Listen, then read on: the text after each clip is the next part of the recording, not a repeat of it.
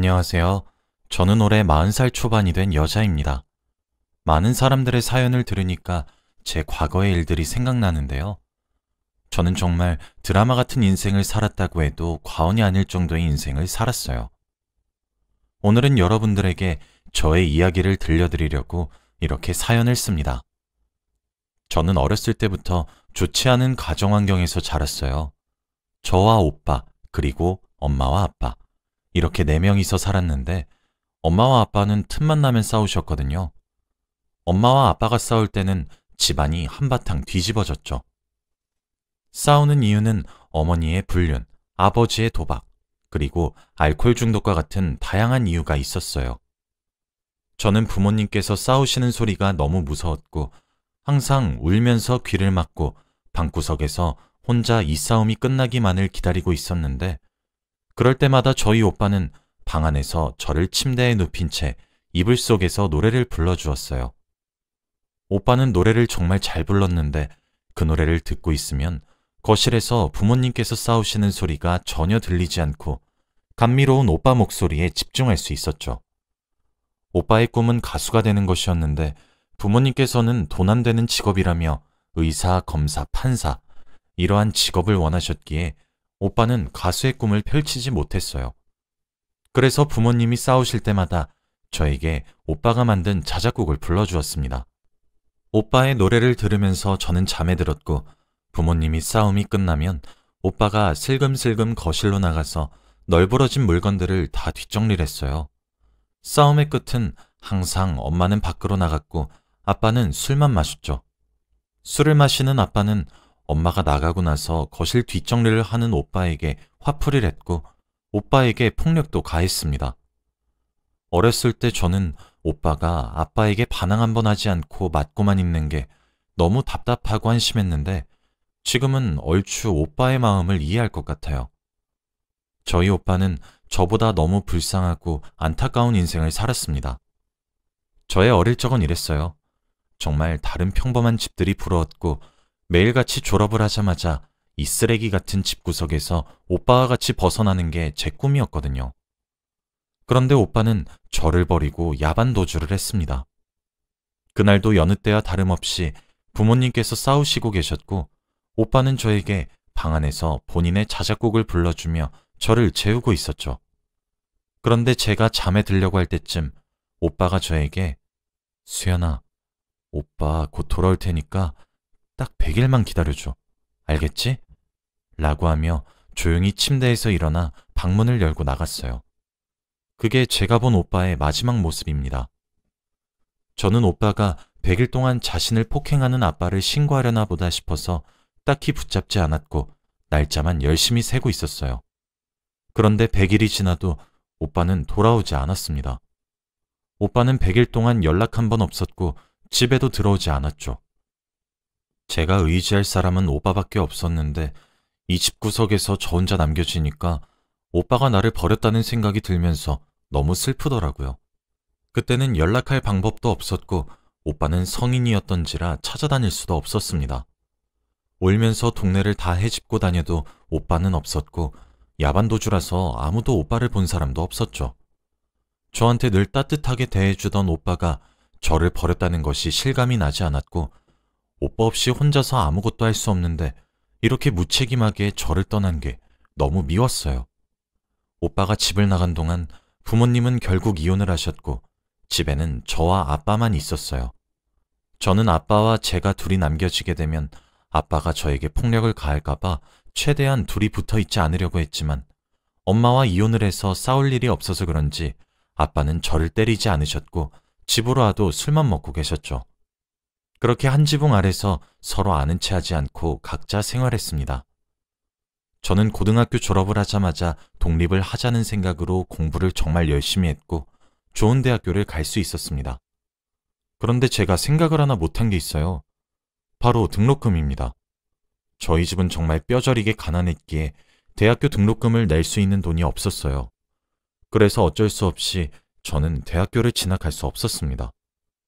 고등학교 졸업을 하자마자 돈을 제일 많이 준다는 공장에 취직을 했고 혼자 돈을 악착같이 벌었습니다. 그런데 제가 돈을 버니 갑자기 아빠의 태도가 달라졌어요. 바로 그만둔 줄 알았던 도박에 다시 손을 대신 겁니다. 그때는 월급을 현금으로 받던 시절이라 저 몰래 제 월급 봉투에서 한두 푼씩 가져가셨는데 점점 가져가시는 액수가 커졌죠. 처음엔 저도 몰랐어요.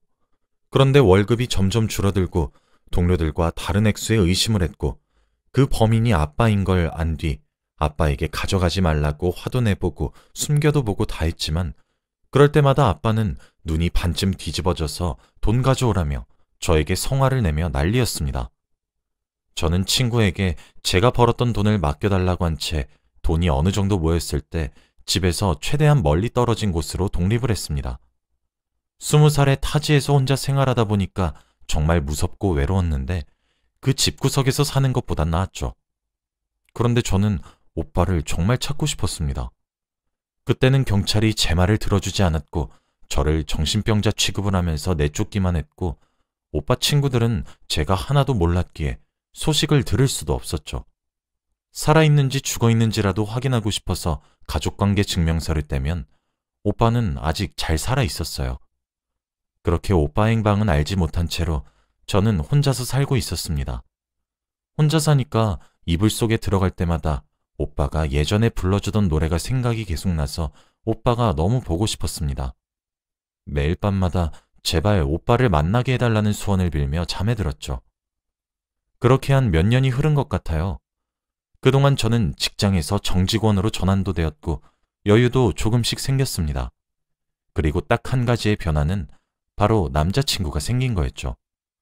정말 다정하고 멋진 사람이었는데 저의 모든 집안 사정을 알고도 저를 보듬어주는 사람이었습니다. 저희 가정환경이 늘 저의 흠이라고 생각해서 매번 숨기고 다녔는데 이 사람은 제 과거를 듣고 그동안 많이 힘들었겠네 라고 하면서 자기가 눈물을 흘리더라고요. 제 이야기를 들으면 하나같이 저를 이상한 눈초리로 보는데 이 사람은 뭔가 달랐습니다. 늘 공감해주고 격려해주면서 의지가 되어주는 사람이었죠. 그런데 이 사람은 또 부유한 가정환경에서 자랐는데 호화로운 주택과 가정부가 여러 명 있는 그런 집이요. 다들 아시죠? 자신을 태우는 차가 따로 있고 마당도 아주 넓은 그런 집에서 살았어요. 이런 부잣집 도련님이 저 같은 여자를 좋아해준다는 게 정말 신기했습니다. 아무튼 저와 남자친구는 정말 열심히 연애했고 서로밖에 눈에 들어오지 않았어요. 이 사람과 몇 년 동안 연애를 했는데 저에게 대뜸 프러포즈를 하더라고요. 저는 이 사람의 아내가 될 그릇이 되지 않는다는 걸 저도 알고 있었고 분명히 남자친구 집안에서 반대가 굉장히 심할 거라고 생각했어요. 그래서 처음에는 반대를 했습니다. 이 사람에게 제 속내를 다 이야기했지만 남자친구는 자신의 뜻을 굽히지 않았고 자기만 믿으라며 결혼을 하자고 하더라고요. 지금까지 너무 힘들게 살았으니 이제부터는 평생 손에 물 한 방울 묻히지 않게 해주겠다고 하면서요. 솔직히 그 말에 저는 너무 흔들렸고 몇십 년 동안 쉬는 날 없이 돈만 벌었던 제 자신이 너무 불쌍해서 이제는 조금 쉬고 싶다는 욕심이 생겨서 프로포즈를 받은 것 같아요. 그런데 제 인생에서 휴식은 정말 욕심이었어요. 남자친구네 부모님의 반대가 너무 심했어요. 당연히 이해합니다. 집안에 하나밖에 없는 아들이 이런 환경에서 자라온 여자와 결혼을 하겠다고 하는데 얼마나 속에 천불이 나시겠어요. 그런데 제가 집에 인사를 드리러 가니 저에게 악담을 내뱉으셨습니다. 저의 불우한 가정환경을 듣고 나서 저에게 엄마랑 아빠 둘 중에 한 명이 이상하니까 이혼했다는 거 아니니? 그럼 넌 그 유전자를 받았으니까 너도 이상하다는 거잖아. 어디서 너 같은 애가 우리 아들을 넘봐? 사람은 비슷한 사람을 만나야 하는 법이야. 이 결혼 절대 안 돼! 라고 하셨죠. 저는 평생 이런 말을 듣고 자랐기 때문에 타격이 없었지만 남자친구 부모님이 이 말씀을 저에게 하시니 정말 슬프고 자존감이 바닥을 치더라고요. 부모님이 이상하다고 저까지 이상한 사람 취급하는 건 너무 속상했습니다. 남자친구는 이 말을 듣고 자기가 불같이 화를 내면서 어머니, 아버지, 수연이 그런 사람 아니에요. 제가 수연이 만나기 전에 어머니, 아버지가 소개해 주시는 부잣집 여자들 다 만나봤지만 수연이만큼 진실함이 없었어요. 수연이랑 몇 년 만나면서 정말 많이 배우고 깨달았다고요. 결혼 허락해주세요. 라고 했지만 그분들의 마음을 돌릴 수 없었죠. 남자친구 어머니는 큰 소리를 내면서 남자친구에게 화를 불같이 내셨는데 갑자기 화를 내시다가 뒷목을 잡으시고 쓰러졌습니다. 거기에 있던 모든 사람들이 다 놀랐고 가정부들과 남자친구 아버지는 어머니를 데리고 방으로 들어가셨죠. 그때 남자친구가 저에게 사실 우리 어머니가 병이 있으셔. 이렇게 갑자기 화를 내시고 혈압이 오르시면 쓰러지셔. 라고 하더라고요. 저는 식사 자리가 끝나고 집을 데려다 준 남자친구에게 헤어지자고 했습니다. 갑작스럽게 이별을 통보받은 남자친구는 왜 그러냐고 물었고 저는 어머니도 아프신데 우리 이제 여기서 그만하자. 오빠, 나보다 더 좋은 사람 만나. 이게 오빠와 나를 위한 길이야. 라고 했죠. 오빠는 집안과 연을 끊을 테니 부모님 말 무시하고 둘이서 살자고 했지만 저는 그게 더 잘못된 행동이라고 말하고 집으로 돌아왔습니다. 집에 와서 저는 펑펑 울었어요. 현관문을 세게 두드리면서 오빠는 수연아! 수연아! 오빠랑 얘기 좀 해! 라고 했고 저는 열어주지 않았죠. 그렇게 남자친구와 저의 인연은 끝이 났습니다. 매일같이 울면서 잠에 들었고 다음날 일어나면 똑같은 일상을 반복했죠. 남자친구와 헤어지고 몇 주가 지났는데 예정일이 지나도 생리를 하지 않았고 밥을 먹는데 헛구역질이 나오더라고요. 그 순간 설마 하는 생각이 들어서 바로 임신 테스트기를 해보니 임신이었습니다. 제가 남자친구의 아이를 가져버린 거예요. 정말 눈물이 났습니다. 이미 헤어졌고 이 아이 때문에 오빠를 다시 만나면 양심이 없다고 생각했어요. 그렇다고 저 혼자서 아이를 감당하기에는 경제적으로도 너무 힘들 것 같았죠. 그래서 깊은 고민에 빠졌습니다. 제 주제에 아이를 키우는 건 사치라고 생각하던 찰나에 아이 초음파를 보는데 그만 아기 심장 소리를 듣고 말았어요. 순간 이 아이를 놓치면 이 심장 소리도 더 이상 들을 수 없겠구나 하는 생각이 들더라고요. 결국 저는 혼자서라도 아이를 낳아 키우기로 결정했어요. 여자 혼자서 아기를 키우는 건 정말 힘들다는 거 저도 잘 알았습니다. 그런데 아기의 심장 소리를 들으면 복잡한 감정들이 사르르 녹아내렸습니다. 그리고 이 아기가 제 인생에 행복을 줄 것만 같았거든요. 저는 열심히 태교도 하면서 출산 준비를 했고 일은 잠시 쉬었어요.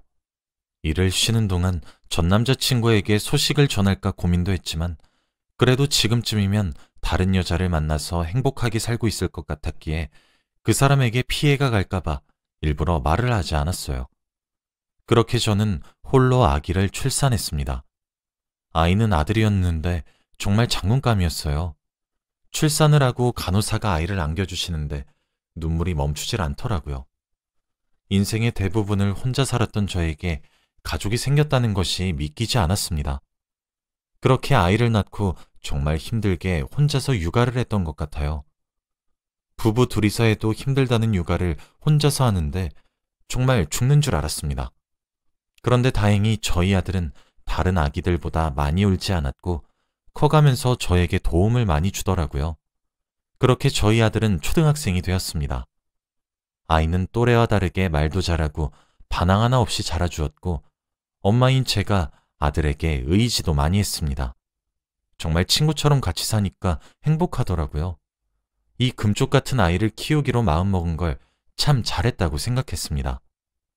아이가 커갈수록 돈 드는 곳도 많고 일을 더 많이 해야 했지만 과거보다는 너무 행복했습니다.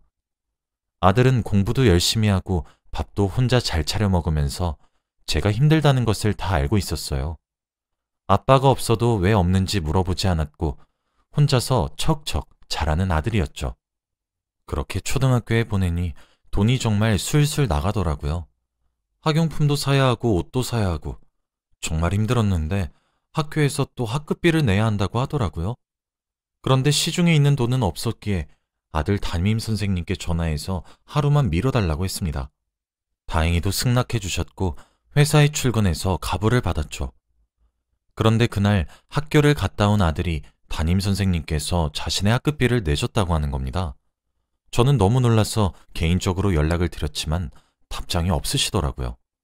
전화도 받지 않으시고 문자도 답장이 없으셔서 일주일 후 학부모 참관 수업이라서 그때 얼굴을 뵙고 돈을 다시 드리려고 했습니다.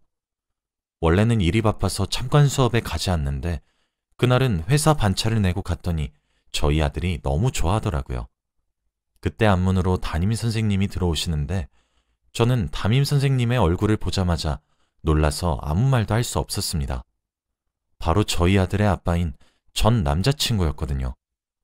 저는 입이 떡 벌어진 채로 그 사람을 응시하고 있었고 그 사람은 제가 올 걸 알았는지 눈이 마주쳐도 당황하지 않더라고요. 정말 시간이 어떻게 흘렀는지 수업은 귓속에 들리지도 않았고 자리를 박차고 나가고 싶었습니다. 그치만 아들이 저렇게 좋아하니 나갈 수 없었죠. 수업이 끝나고 학부모와 학생들이 모두 하교한 후 저는 아들 담임 선생님에게 갔습니다.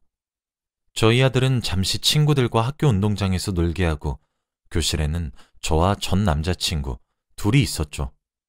저와 그 사람은 앉은 채로 아무 말도 할 수 없었습니다. 정적인 상태로 몇 분이 흘렀고 그 사람이 먼저 말을 꺼내더라고요. 내 아들 맞지?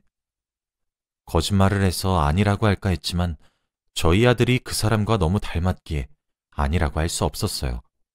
저는 고개를 끄덕였고 그 사람은 한숨을 푹 쉬며 왜 자기한테 말 안 했냐고 하더라고요. 다른 사람 만나고 있을 것 같았고 아이 때문에 다시 가는 건 양심 없는 짓이라고 생각했어.